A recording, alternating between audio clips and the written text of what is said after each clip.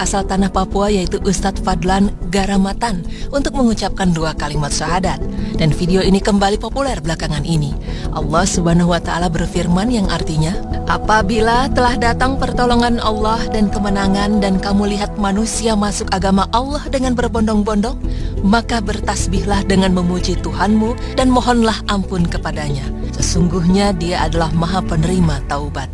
Quran Surah An-Nasr ayat 1 hingga 3. Ya, kejadian inilah yang dapat kita lihat dalam video berdurasi 6 menit 52 detik ini. Tampak ribuan orang Papua mengikrarkan 2 kalimat syahadat dengan dibimbing Ustadz Fadlan Garamatan. Mereka membaca 2 kalimat syahadat dalam bahasa Arab dan terjemahnya dalam bahasa Indonesia. Video ini juga menampilkan seorang kepala suku yang menyatakan diri bersama masyarakat adatnya masuk Islam dengan membaca 2 kalimat syahadat. Asyhadu an la ilaha illallah. Asyhadu an la ilaha illallah. Wa asyhadu anna Muhammadar Rasulullah. Asyhadu anna Muhammadar Rasulullah. Di bagian tengah video ini terdapat cuplikan bagaimana dakwah yang dibawa Ustadz Fadlan dengan menyadarkan penduduk asli Papua ini untuk bersuci. Mereka yang tadinya hanya menggunakan koteka dan hanya mandi 3 bulan sekali dengan menggunakan lemak babi, mulai diajarkan cara mandi yang benar, bersuci dan menggunakan sabun serta memakai pakaian. Di bagian terakhir dari video ini juga menggambarkan pemandangan yang tidak kalah mengharukan. Tampak puluhan orang Papua mengangkat kubah bersama-sama. Mereka bergotong royong untuk mendirikan masjid dan bersama-sama membawa kubah menuju puncak masjid yang mereka bangun. Dalam sebuah ceramahnya, Ustadz Fadlan menceritakan kisahnya bahwa seusai mengumpulkan ribuan anggota suku tersebut, Ustadz Fadlan dan tim da'inya mempraktekkan sholat di atas panggung yang telah mereka buat. Begitu sholat dimulai, warga suku yang sudah mandi maupun yang belum mandi berdiri dan berputar mengelilingi panggung tempat sholat tersebut. Usai sholat, kepala suku langsung loncat ke atas panggung dan bertanya kepada Ustadz Fadlan, apa yang baru saja dia lakukan bersama tim da'inya. Dengan sabar, Ustadz Fadlan menjelaskan bahwa yang mereka lakukan baru saja itu adalah sholat yang dilakukan 5 kali sehari untuk menyembah Allah Subhanahu wa Ta'ala. Begitu mendengar penjelasan tersebut, kepala suku meminta Ustadz Fadlan dan timnya turun dari panggung. Kemudian kepala suku besar naik ke atas panggung bersama 6 kepala suku lainnya untuk melakukan rapat adat membahas kehadiran Ustadz Fadlan. 1,5 jam kemudian, kepala suku berdiri di atas panggung dan berteriak kepada warganya, hari ini kita senang, hari ini kita gembira, karena anak-anak ini datang mengajarkan kita agama yang benar.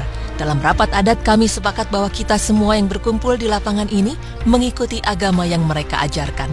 Mendengar penjelasan dari kepala suku, sontak Ustadz Fadlan dan tim da'inya sujud syukur dan menangis kepada Allah Subhanahu wa Ta'ala. Saat itulah sebanyak 3.712 warga pedalaman akhirnya mengucapkan kalimat syahadat dan memeluk Islam.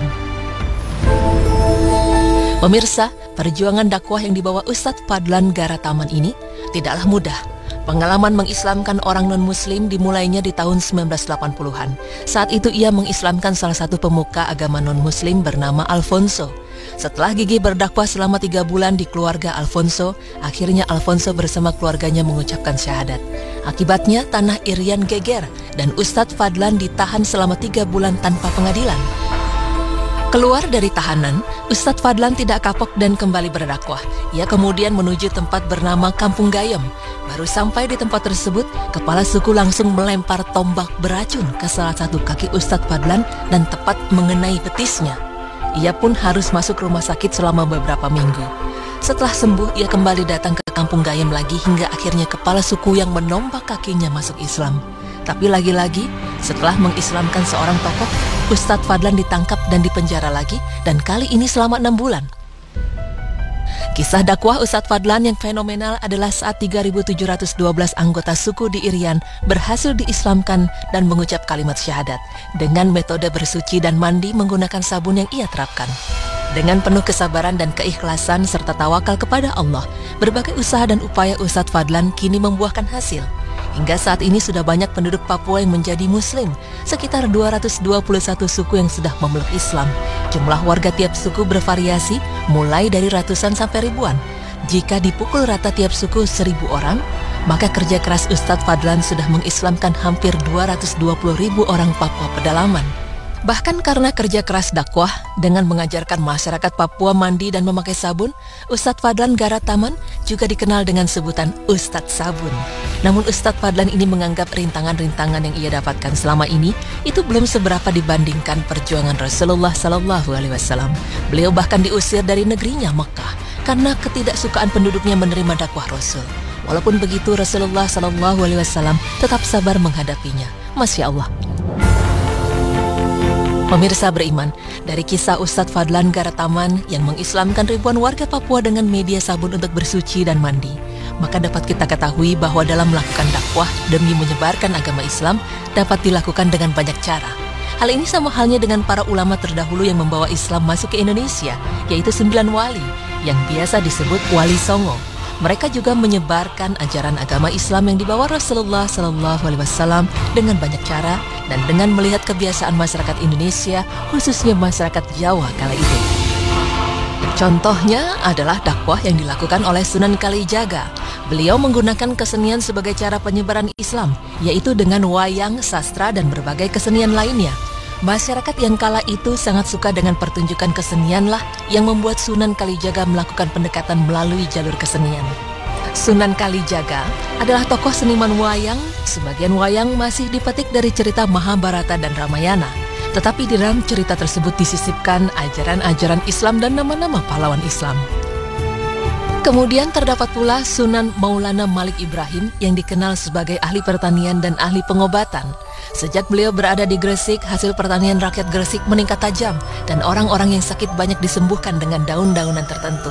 Sifatnya yang lemah lembut, belas kasih, dan ramah kepada semua orang, baik sesama muslim atau non-muslim, membuatnya terkenal sebagai tokoh masyarakat yang disegani dan dihormati. Kepribadian yang baik itulah yang menarik hati penduduk setempat hingga mereka berbondong-bondong untuk masuk agama Islam dengan sukarela.